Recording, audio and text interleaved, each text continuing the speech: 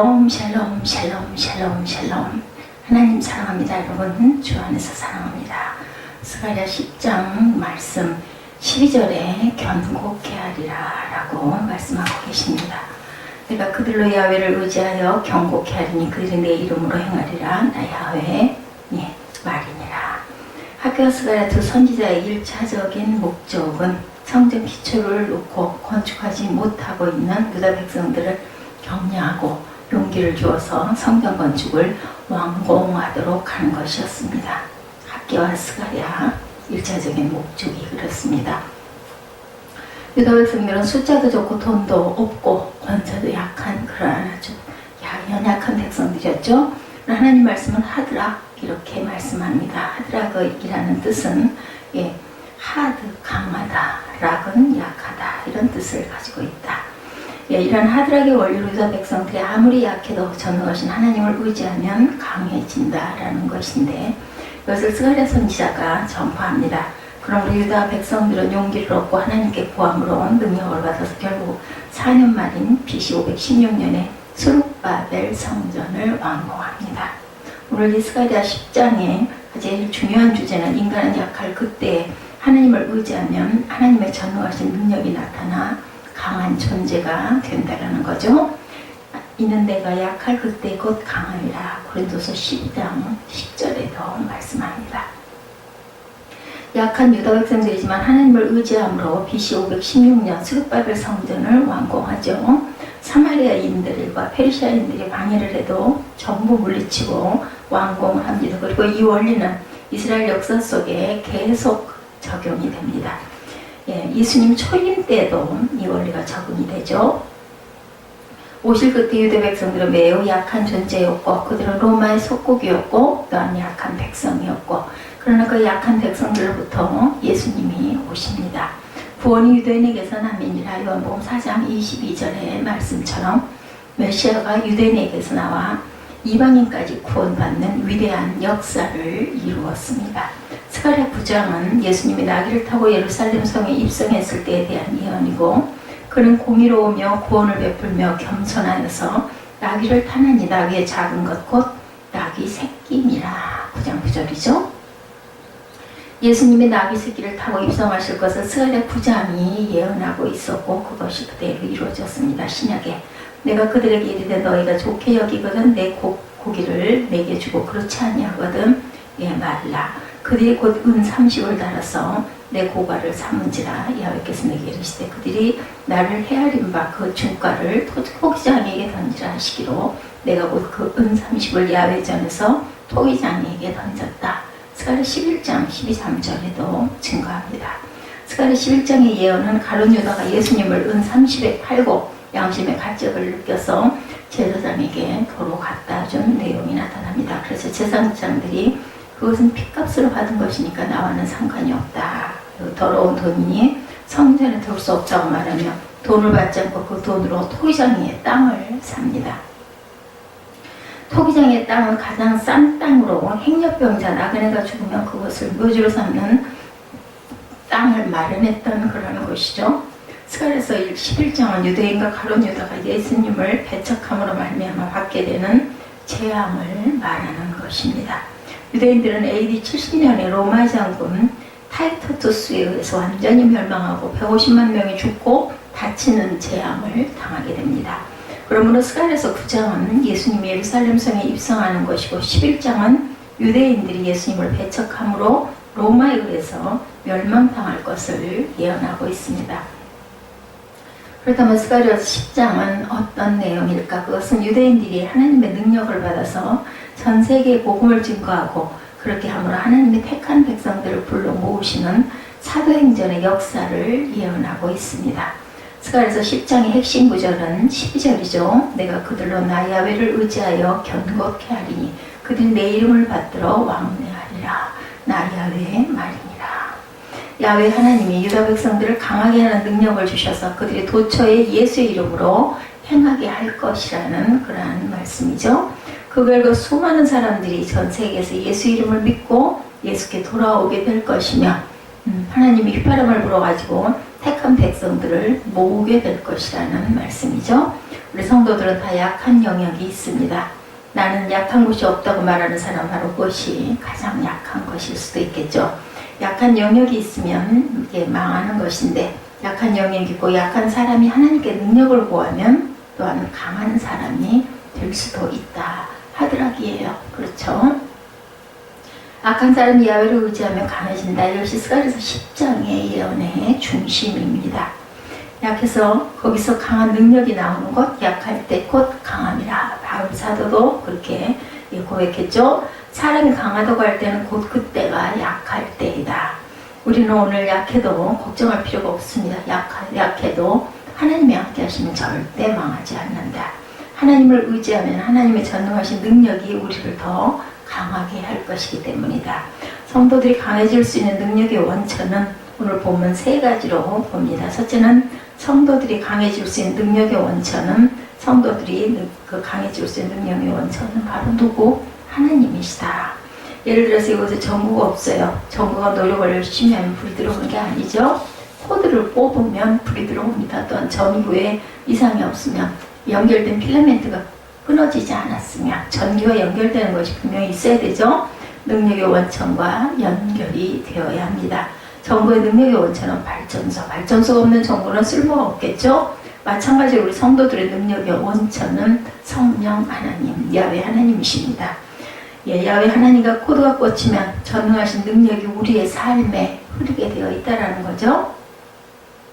성도들이 강해지는 능력의 원천이 하나님이라는 말씀에 스가랴 10장에 여러 번 나옵니다. 12절에도 6절에도 내가 그들로 나 야훼를 의지하여 견고케 하리니, 내가 유다 족속을 견고케 하며 10장 6절에도 증거합니다.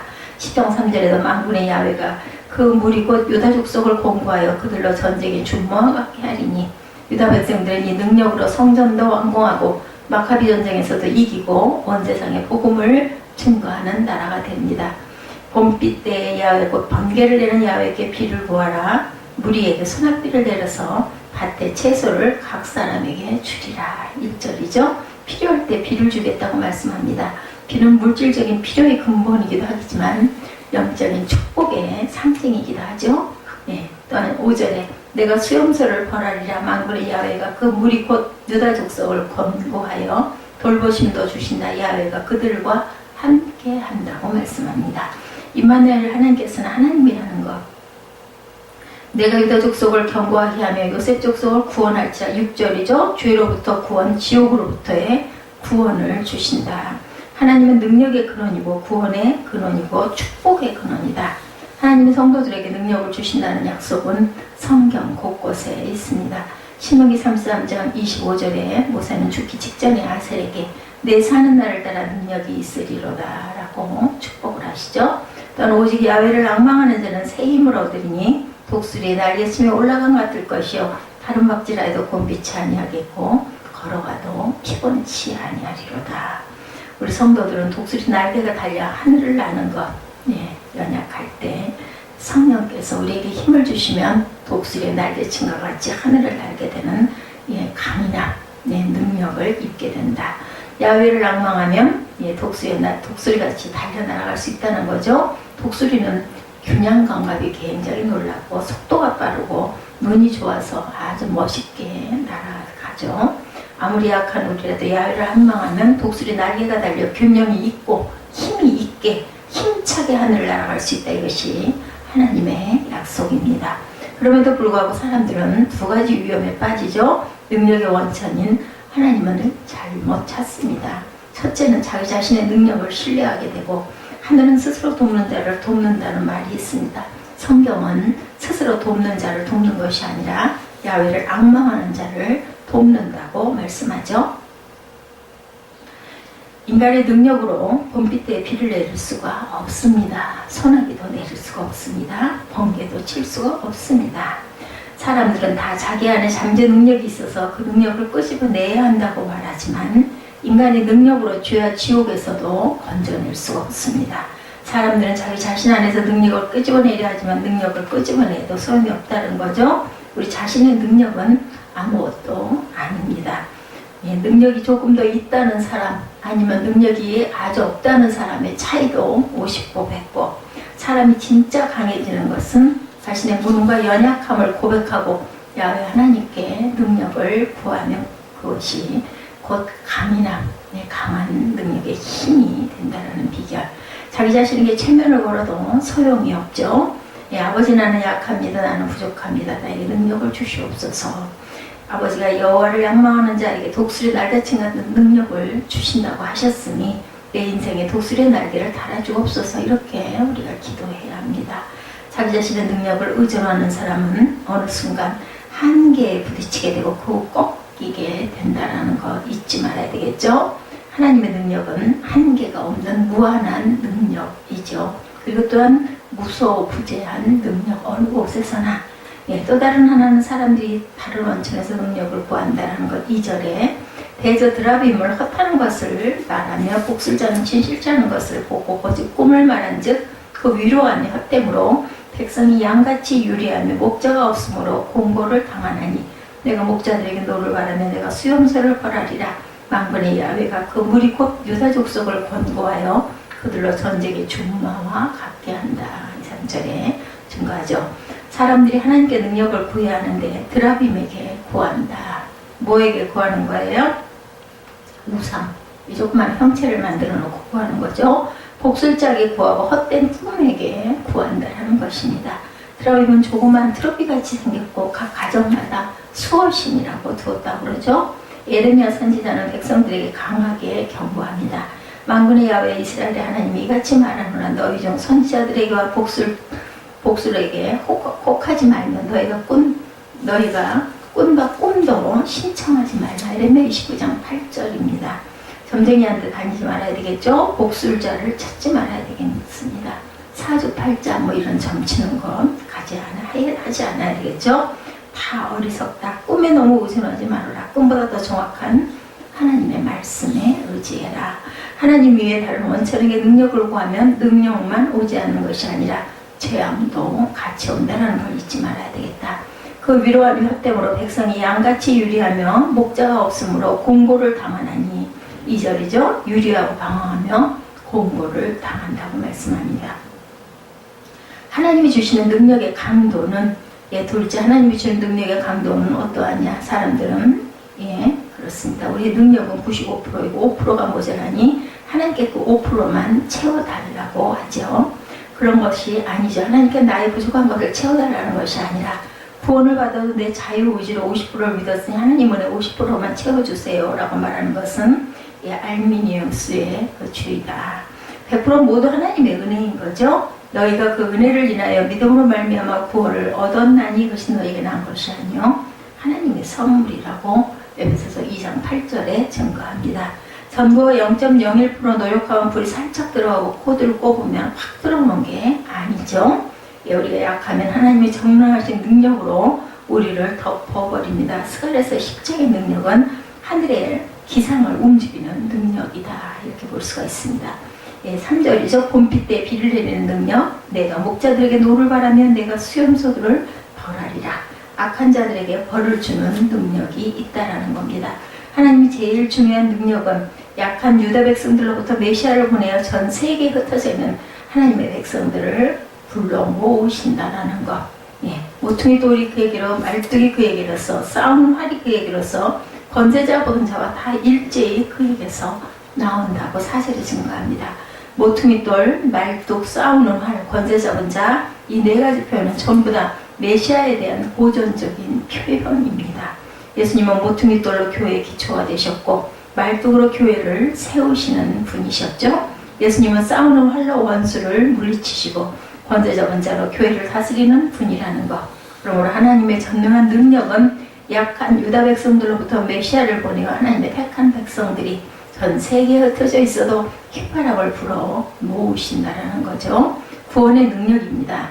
하나님의 능력은 가장 최선의 능력, 택한 백성을 저희 주에서 구하실 자라는 최고 최상의 능력을 가지신 하나님이시다.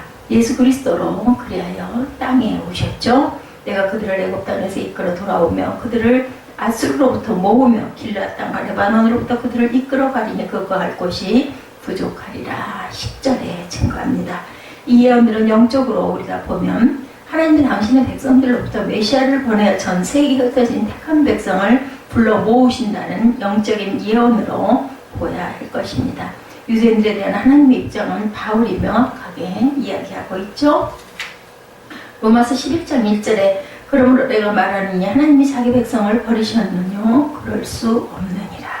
하나님의 육적인 이스라엘을 버리셨더라도 영적인 이스라엘, 즉 하나님의 택한 백성은 버리실 수가 없다라는 거죠.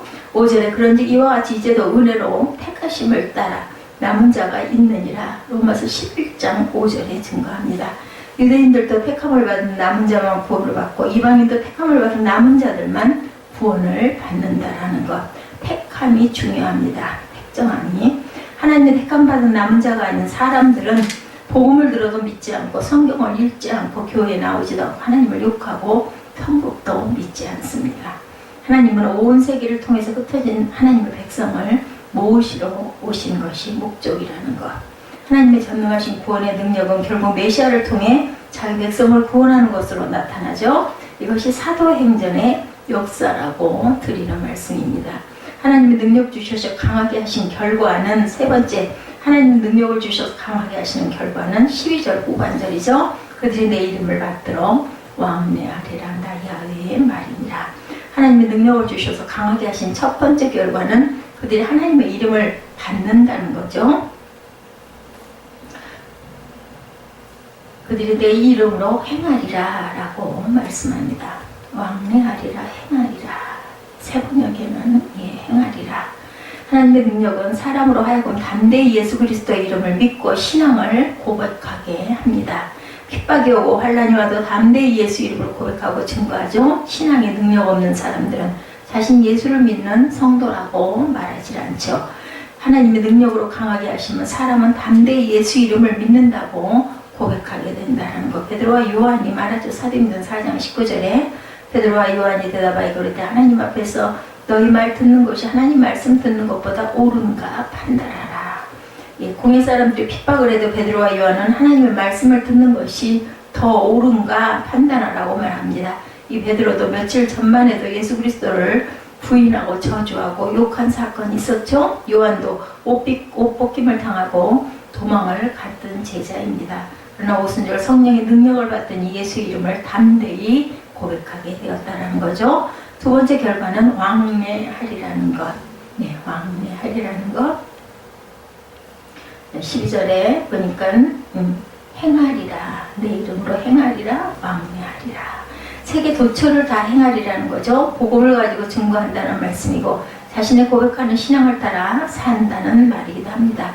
예수 이름을 받들어 왕래하며 사는 것은 하나님의 능력을 주신 결과 예수의 이름을 믿어야 한다는 것, 신앙으로 향하는 삶을 살아야 한다는 것. 예배를 드리는 성도인 우리들은 모두 약하죠. 약해도 하나님을 앙망하고 하나님이 내게 능력을 주시는 분이라고 믿고 간구하면 하나님은 우리를 강한 존재로 만드신다. 양같은 존재지만 준마로 만들어 주신다는 거죠. 이 능력이 우리 가운데 역사하고 있습니다. 빌립보서 4장 13절에 사도 바울이 말하죠. 내게 능력 주신 자 안에서 내가 모든 것을 할 수 있느니라. 바울은 약하나 능력 주시는 자 안에서 강함이라 모든 것을 할 수 있다. 봄비 때 비를 구하면 하나님은 소낙비를 주시고 약할 때 능력을 구하면 하나님은 전능하신 능력을 우리에게 주신다라는 것. 나의 능력을 의지하지 말고 우상하게 구하지도 말고 능력의 원천이신 하나님께 구하면 하나님께서 우리에게 무한한 능력을 주시고 하나님의 약속을 반드시 지켜주신다는 것. 약하지만 하나님을 의지하면 능력을 주신다는 이 약속을 믿고 간구하고 오늘도 힘차게 일어나시는 저와 여러분 되시기를 주님의 이름으로 축복합니다. 기도하시겠습니다.